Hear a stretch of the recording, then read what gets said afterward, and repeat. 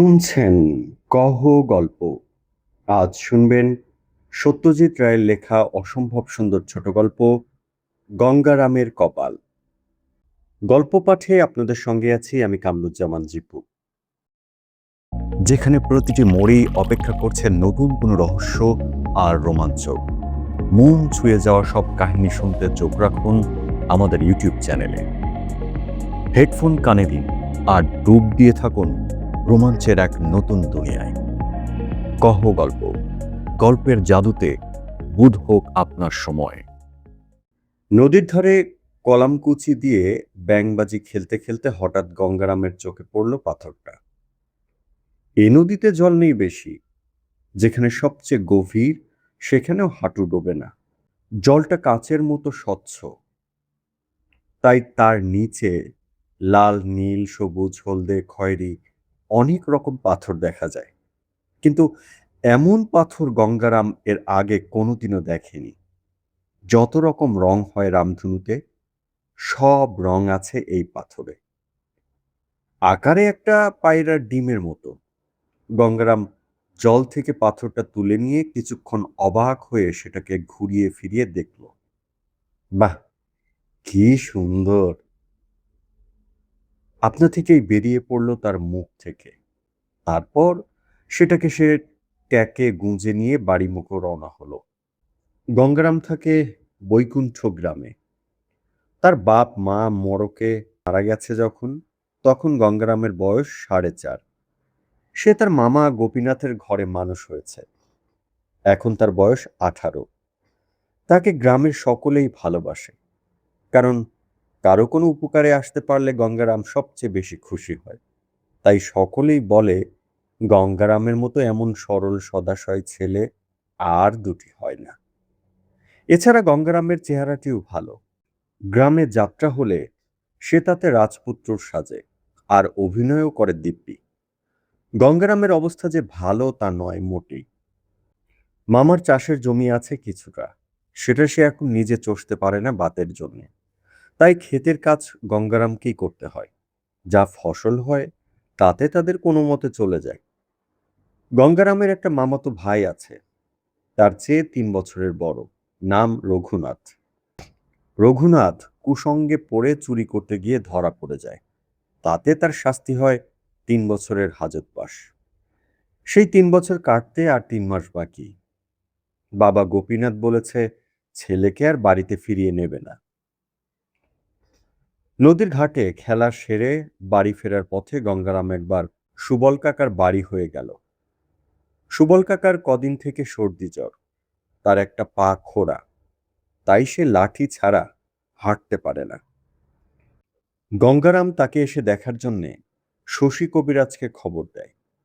শশী রুগী দেখে ওষুধ বলে দিয়ে যায় চাকুলে পাতার রস। সে পাতাও গঙ্গারাম বন বাদারে ঘুরে ঘুরে বিছুটির কামড় খেয়ে জোগাড় করে এনে দেয়। আজ গঙ্গারাম দেখল সুবল কাকা অনেকটা ভালো। একবার মোক্ষদা বুড়ির বাড়িতেও যাওয়ার ইচ্ছা ছিল। বুড়ি গ্রামের এক প্রান্তে একা থাকে সেই জন্যে। কিন্তু সুবল কাকার বাড়ি থেকে বেরিয়ে দেখল আকাশে মেঘের ঘন ঘটা। গঙ্গারাম পা চালিয়ে বাড়ি মুখো চললেও বৃষ্টি এড়াতে পারল না। অবশ্যই বৃষ্টিতে ভিজতে তার ভালোই লাগে, কিন্তু ও মা, আজ যে জলের সঙ্গে শিল পড়তে শুরু করলো। আর এমন শিল গঙ্গারাম তার বাপের জন্মেও দেখেনি। এক একটা শিল যেন এক একটা তাল। ফটাস ফটাস করে রাস্তায় পড়ছে আর ফেটে চৌচির হয়ে বরফ ছড়িয়ে পড়ছে চারিদিকে। যদি একটা মাথায় পড়ে। মাথায় পড়ল ঠিকই, তবে সেটা গঙ্গারামের নয়। শ্রীনিবাস ময়রার বুড়ো বাপ ভুজঙ্গ লাঠি হাতে ঠক ঠক করে যাচ্ছিল রাস্তা দিয়ে। সোজা তার মাথায় একটা শিল পড়ে গঙ্গারামের চোখের সামনে বুড়ো মাথা ফেটে অক্কা পেল। আর তারপর গায়ের কেলো কুকুরটা মরল মাথায় ওই রাবুনি শিল পড়ে। গঙ্গারাম ভেবেছিল তেলিপাড়ার বুড়ো অশ্বত্থ গাছটার তলায় আশ্রয় নিল, কিন্তু সেই সঙ্গে শিল কুড়িয়ে নিয়ে তাতে কামড় দেবার লোকটাও সামলাতে পারল না। অথচ গায়ের সব লোক হয় গাছতলায় না হয় বাড়ির দাওয়ায় আশ্রয় নিয়েছে। দু একজন গঙ্গারামকে রাস্তায় দেখে চেঁচিয়ে তাকে সাবধান করে দিল, কিন্তু গঙ্গারাম তাদের কথায় কান দিল না। আর এও ঠিক যে তার চতুর্দিকে শিল পড়লেও তার গায়ে পড়েনি। গঙ্গারামের কপাল মন্দ বলেই সকলে জানত, যদিও গঙ্গারাম কোনোদিন নিজেকে দুঃখী বলে মনে করেনি। কিন্তু আজ যে ঘটনা ঘটল, তাতে বলতেই হয় যে তার কপাল খুলে গেছে। এই ঘটনার 3 দিন পরে ক্ষেতে জমি চষতে গিয়ে গঙ্গারামের লাঙলে খটাং করে মাটির তলায় কি যেন একটা লাগলো। গঙ্গারাম মাটি খুঁড়ে দেখল সেটা একটা পিতলের কলসি। তার মুখটা একটা পিতলের ঢাকনা দিয়ে বন্ধ, আর সেই ঢাকনা একটা লাল কাপড় জড়িয়ে তাকে গেরো দিয়ে দেওয়া হয়েছে যাতে সহজে না খোলে। খেতে কাজ সেরে গঙ্গারাম কলসিটা বাড়িতে নিয়ে এলো। বেশ ভারী কলসি। গঙ্গারামের গায়ে জোর আছে, তাই সে বইতে পারল, না হলে দুজন লোক লাগতো। বাড়িতে এসে কাপড়ের গেরো খুলে ঢাকনা তুলে গঙ্গারাম দেখল কলসিটার ভেতর অনেকগুলো গোল গোল হলদে চাকতি রয়েছে, যেগুলো দিনের আলোতে ঝলমল করছে। গঙ্গারাম চোখে কখনো মোহর দেখেনি, নইলে সে বুঝতো যে সেগুলো সবই মোহর। এই এক কলসির মধ্যে যত স্বর্ণমুদ্রা ছিল তাতে একটা প্রাসাদ বানানো যায়। কিন্তু গঙ্গারাম ভাবল, না জানি এগুলো কিসের চাকতি, যেইভাবে ছিল সেইভাবেই পড়ে থাক। কলসির মুখে আবার ঢাকনা দিয়ে সেটাকে কাপড় দিয়ে বেঁধে গঙ্গারাম খাটের তলায় চালান দিল। মামাকেও বলল না সেটার বিষয়ে কিছু। এর কদিন পরে আরেকটা ঘটনায় বোঝা গেল গঙ্গারামের কপাল ফিরেছে। মাঝ রাত্রিরে গঙ্গারামের পাড়ায় অন্তা ঘোষের বাড়িতে আগুন ধরল। গঙ্গারামের 7টা বাড়ি পরেই অন্তা ঘোষের বাড়ি। পাড়ার সকলের ঘুম ভেঙে গিয়ে চারিদিকে হই হই চেঁচামেচি শুরু হয়ে গেল। পুকুর থেকে বালতি বালতি জল এনে হাতে হাতে সে জল চালান হয়ে আগুনে ঢালা হলো। কিন্তু সর্বগ্রাসী আগুন এক ঘরের চাল থেকে আরেক চালে ছড়াতে লাগলো। 4.5 ঘন্টা লাগলো আগুন নেভাতে। কিন্তু আশ্চর্য এই যে চারপাশের বাড়ি পুড়ে গেলেও গঙ্গারামের বাড়ি সে আগুন ছোঁয়নি। গঙ্গারাম নিশ্চিন্তির দীর্ঘশ্বাস ফেলে বলল, যাক, বাঁচা গেল। আমাদের বাড়িতে আগুন ধরলে বাতের রুগী মামাটা হয়তো পুড়েই মরত। এই ঘটনার পর গায়ের লোকের মুখে মুখে ছড়িয়ে পড়ল গঙ্গারামের সৌভাগ্যের কথা। কেউ কেউ এসে জিজ্ঞেস করলো, হ্যাঁ রে গঙ্গা, তোর ব্যাপার কি বলতো? তোকে তো চির দুঃখী বলেই জানি, কিন্তু তোর এমন ভাগ্য ফিরল কি করে? গঙ্গারাম একগাল হেসে বলে, কপালের কথা কেউ কি কিছু বলতে পারে? ভগবান মুখ তুলে চেয়েছেন বটে, কিন্তু কেন তা তো বলতে পারবো না। গঙ্গারামের একবারও মনে হলো না যে তার ট্যাঁকে যে পাথরটা গোজা থাকে সেই পাথরই তার কপাল ফিরিয়ে দিয়েছে।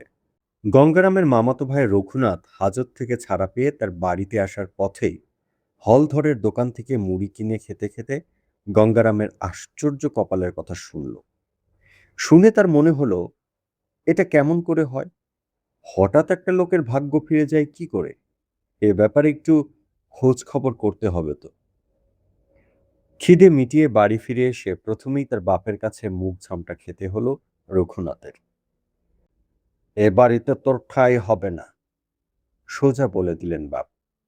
তুই অন্য ব্যবস্থা দেখ। রঘুনাথ বাড়ি থেকে বেরিয়ে এসে দেখল গঙ্গারাম মাঠ থেকে বাড়ি ফিরছে। কি দাদা, একদিনে ছাড়া পেলে বুঝি? গঙ্গারাম জিজ্ঞেস করলো রঘুনাথকে। কিন্তু বাপ তোমার উপর খাপ্পা হয়ে আছেন, তার সঙ্গে দেখা করেছ? করেছি, বলল রঘুনাথ। আমি এ বাড়িতে থাকার জন্য আসিনি, আমার অন্য ডেরা আছে কেষ্টপুরে। আমি এসেছি একবার তোর সঙ্গে দেখা করে যাব বলে। সে তো ভালো কথা, সে তো ভালো কথা, বলল গঙ্গারাম। তোর সঙ্গে একটা কথা ছিল। কি কথা? তোর কপাল ফিরেছে বলে শুনলাম, ব্যাপারটা কি? আমি আর কি বলবো দাদা, যিনি মাথার উপর আছেন তার কখন কি মর্জি হয় তা কি আমরা বলতে পারি?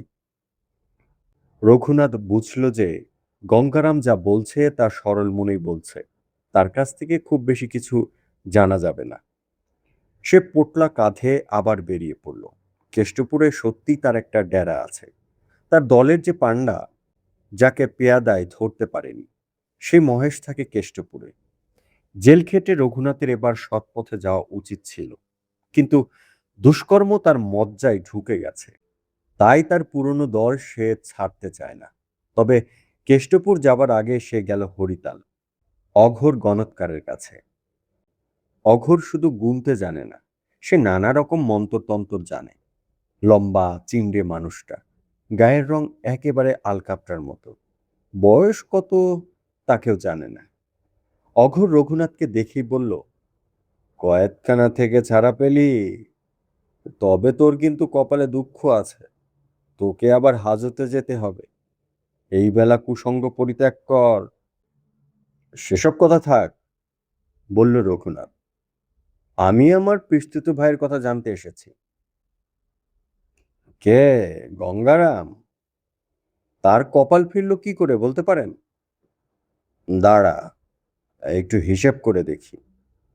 অঘোর গণৎকার তার তক্তপোষে বসে একটা খেরোর খাতায় খাগের কলম দিয়ে কয়েকটা নকশা এঁকে প্রায় মিনিট পাঁচেক ধরে সেগুলো খুঁটিয়ে খুঁটে দেখল। তারপর বলল, সে তো এখন বিস্তর ধনের মালিক। ধন? কই, ধন দৌলত তো কিছুই দেখতে পেলাম না। কিন্তু আমি দেখতে পাচ্ছি। হঠাৎ তার কপাল ফিরল কেন? সে কি দেবতার বর পেল নাকি? না, সে পেয়েছে একটা পাথর। পাথর? হ্যাঁ, পাথর। তার জোরেই তার কপাল ফিরেছে। এই পাথরের নাম সাতশিরা। তার বৃহস্পতি এখন তুঙ্গে।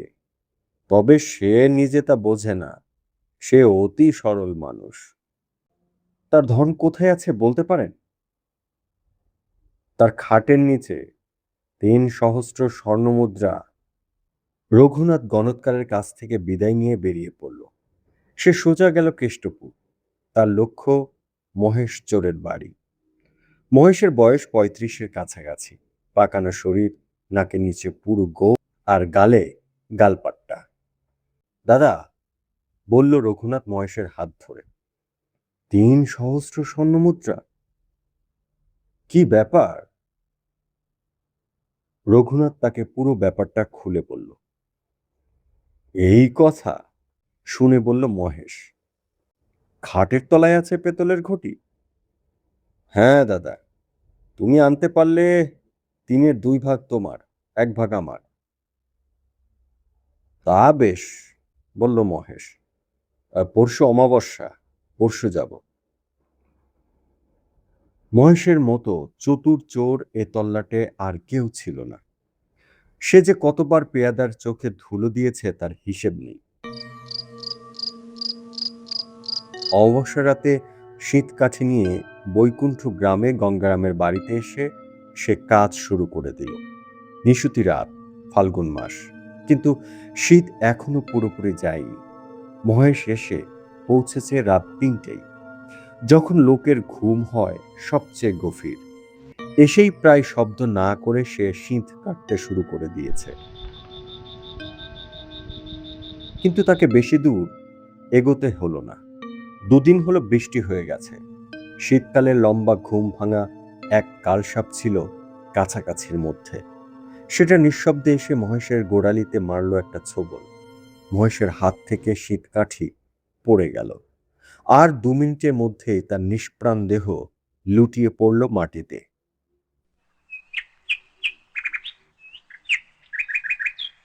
পরদিন সকালে গঙ্গারামই দেখল প্রথমে চোরের মৃতদেহ। সে বুঝল কি হয়েছে, কিন্তু তার বাড়িতে চোর সিঁধ কাটতে আসবে কেন, সেটা সে বুঝল না। এদিকে মহেশের কি দশা হয়েছে সেটা রঘুনাথ জানতে পেরেছে। সে বুঝল তার পিস্তুত ভাইয়ের কি আশ্চর্য কপাল। এইভাবে চুরি করে তো তার কাছ থেকে টাকা আদায় করা যাবে না। অন্য কি পন্থা নেওয়া যায় সেই নিয়ে সে ভাবতে বসল। এদিকে গঙ্গারামের যে কপাল খুলেছে তার আরও প্রমাণ পাওয়া গেছে। তার মামার বাত আপনা থেকে অনেকটা ভালো হয়ে গেছে। মামার মেজাজটা ছিল খিটখিটে, আজকাল সেটাও বদলে গিয়ে অনেক নরম হয়ে গেছে। মামা বলছে গঙ্গারামের জন্য এবার একটা পাত্রী খুঁজতে হবে। গঙ্গারাম এটাকেও কপাল ফেরার লক্ষণ বলে মনে করে, কারণ বিয়েতে তার আপত্তি নেই। বেশ একজন সুখ দুঃখের সাথী হবে, ঘর কন্যার কাজ করার লোক হবে, আর সে মেয়ে যদি ফুটফুটে হয় তাহলে তো কথাই নেই। ফুল যেমন সুন্দর, সকাল সন্ধ্যার আকাশ যেমন সুন্দর, পাখির ডাক যেমন সুন্দর, তেমনই তার বউ সুন্দর হয়, এটা গঙ্গারাম চায়। এই সময় একদিন এক হাটবারে হাটে ঢেঁড়া শোনা গেল। বৈকুণ্ঠ গ্রাম থেকে ৭ ক্রোশ দূরে কনকপুর শহর। সেই শহর থেকে ঢেঁড়া দিতে এসেছে। ঘোষণাটা এই: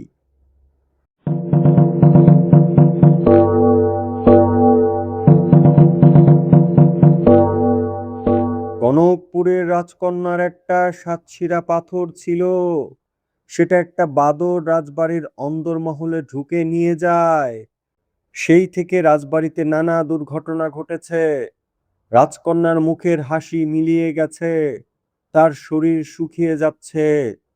এই সাতশিরা পাথরে রামধনুর ৭টা রঙই শিরায় শিরায় ফুটে বেড়ায়। সে পাথর যদি কারো কাছে থেকে থাকে তাহলে সেটা ফেরত দিলে রাজা সে লোককে সহস্র স্বর্ণমুদ্রা পুরস্কার দেবে। গঙ্গারাম শুনল ঘোষণাটা। তারপর একটা গাছের আড়ালে গিয়ে ট্যাগ থেকে পাথরটা বার করে দেখলো সেটার দিকে মন দিয়ে। হ্যাঁ, এতেও তো শিরায় শিরায় ৭টা রঙই দেখা যায়। এই কি তাহলে সাতশিরা পাথর? গঙ্গারাম মনে মনে ঠিক করলো সে কনকপুরে যাবে, আর গিয়ে রাজাকে জিজ্ঞেস করবে এই পাথরই সেই পাথর কিনা। যদি তাই হয় তাহলে সে পাথরটা ফেরত দিয়ে দেবে। সেটা তার সাধের জিনিস, সন্দেহ নেই। কিন্তু রাজকুমারীর অবস্থা শুনে তার মনে আঘাত লেগে। কারো দুঃখ গঙ্গারাম সইতে পারে না। সে দুঃখ দূর করার ক্ষমতা যদি তার থাকে তাহলে সে নিশ্চয়ই তা করবে।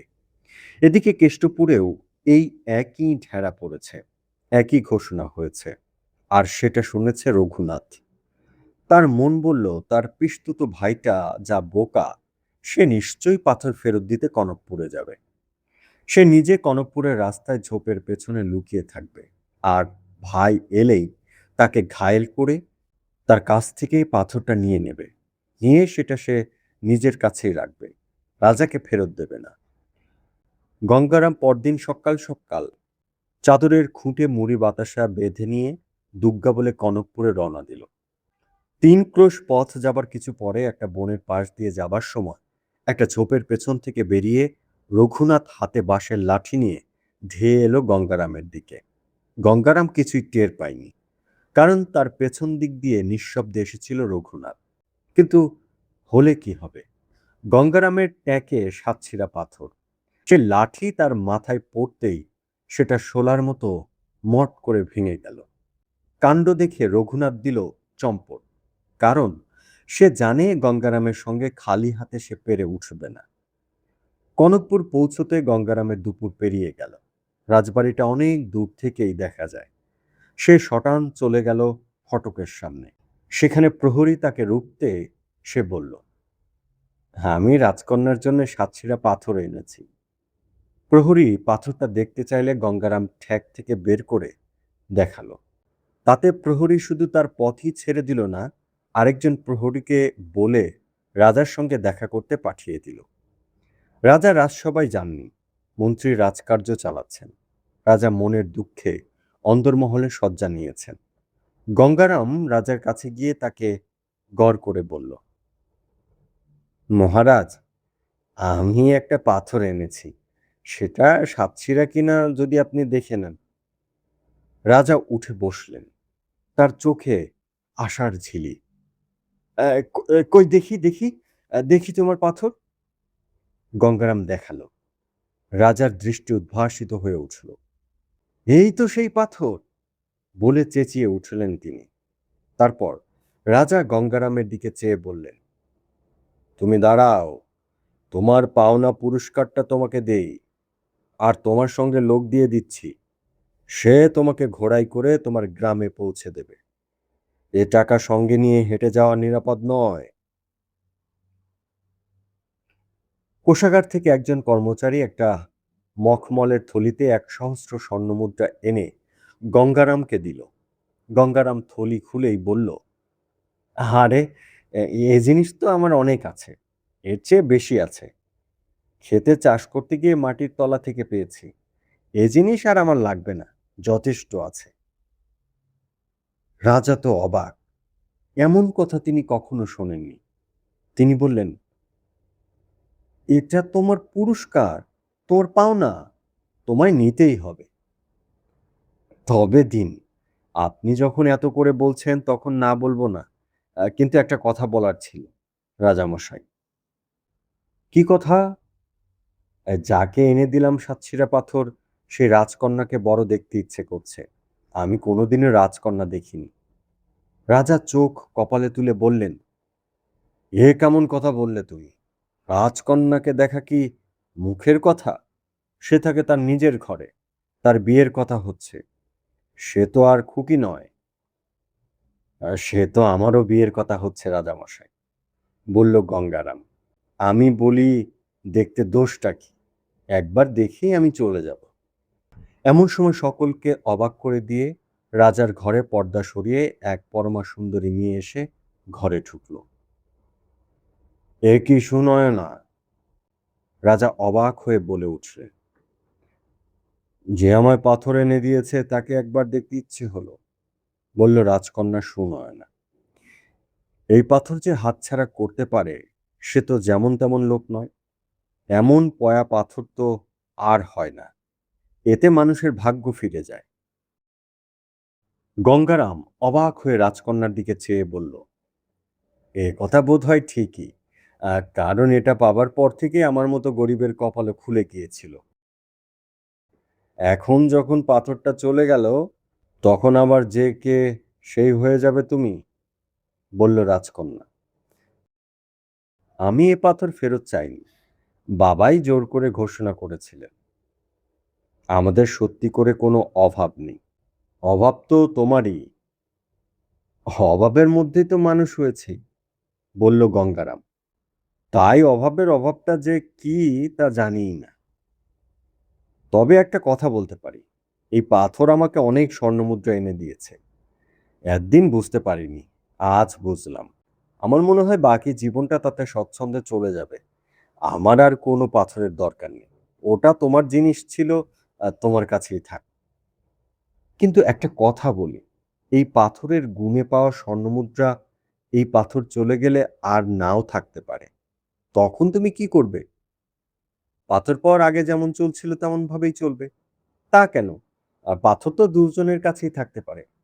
সকলকে অবাক করে দিয়ে বলল রাজকন্যা। এটা ঠিক বলেছ, বলল গঙ্গারাম। যদি তোমার সঙ্গে আমার বিয়ে হয়, তাহলে তো দুজনের কাছেই থাকবে পাথর। রাজাকে এবার বাধ্য হয়ে কথা বলতে হলো। তিনি গঙ্গারামের দিকে চেয়ে বললেন, সব তো বুঝলাম, কিন্তু আমি তো আর বেশি দিন নেই, আর আমার কোনো ছেলেও নেই। আমি না থাকলে তুমি রাজকার্য চালাতে পারবে? গঙ্গারাম বলল, একদিন খেতে লাঙল চালালাম, এখন না হয় রাজ্য চালাবো। ফসল ফলানো তো সহজ কাজ নয়, তাতে অনেক বুদ্ধি লাগে, অনেক পরিশ্রম লাগে। আর রাজকার্যের অর্ধেক কাজ তো করে মন্ত্রী। আপনি আর একা কত করেন রাজামশাই? সে কথা ঠিকই, বললেন রাজামশাই। তবে কোনো ভাবনা নেই, বলল গঙ্গারাম। তারপর বলল, হ্যাঁ, তাহলে এবার চলি। আপনি এদিকে তোড়জোড় করুন, দিনক্ষণ দেখুন, আমার মামাকে আবার খবরটা দিতে হবে। চলি রাজকন্যা, আবার পরে দেখা হবে। ভালো কথা। আমার নাম গঙ্গারাম। দরজার পাশ থেকে রাজকন্যা একটা খুশির হাসি হেসে পর্দা ফেলে দিয়ে চলে গেল। বাড়ি ফিরে এসেই চৌকাঠে হোঁচট খেয়ে গঙ্গারাম পাথরের অভাবটা হাড়ে হাড়ে টের পেল। মামার বাতটাও শুনল বেড়েছে। আর সবচেয়ে যেটা অবাক কাণ্ড, খাটের তলা থেকে কলসি বার করে দেখল তার ভেতর রয়েছে শুধু মাটি। কিন্তু এর কোনোটাই সে গ্রাহ্য করল না, কারণ যা হতে চলেছে তাতে তার কপাল মন্দ এটা আর বলা চলে না। আনন্দমেলা, বৈশাখ ১৩৯৩, ১৪ মে ১৯৮৬।